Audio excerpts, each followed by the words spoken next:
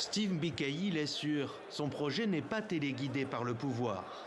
D'après le député transfuge du FCC de Joseph Kabila et membre de la coalition qui dirige le pays, ni l'Union sacrée, ni l'UDPS de Félix Tshisekedi ne l'ont mandaté pour déminer le terrain.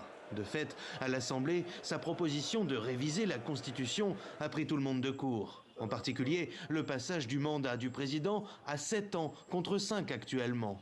Une question de coût et d'économie pour le député, mais pas seulement. 5 ans, c'est trop peu pour une mandature.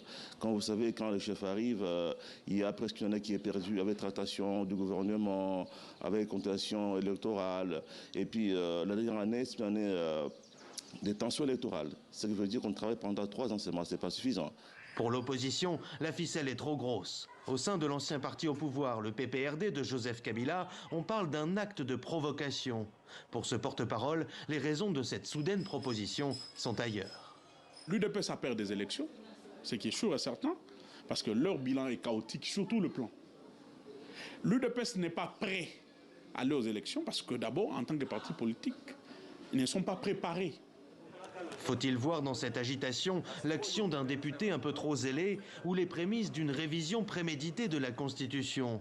En tout cas, au sein de la famille politique du président Tshisekedi, la démarche séduit. Moi, j'adhère parce que je suis l'un de ceux qui ont pensé depuis très longtemps, depuis que j'étais au FCC, qu'il est temps que nous puissions revoir notre Constitution.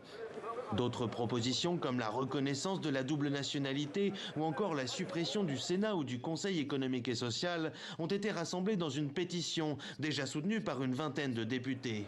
Ils suggèrent que cette révision soit soumise à référendum le jour même des prochaines élections générales qui doivent se tenir en 2023.